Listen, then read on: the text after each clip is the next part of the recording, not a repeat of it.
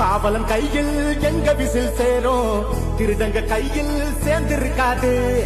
யார் அடிச்சாலும் கொண்டாட்ட சத்தமாகும், தப்பு செஞ்ச நெஞ்ச தூங்க விடாது. திரையால வந்தவன் அதை மாறுது, அது தாங்கும் மக்களுக்கு குடையாகுது.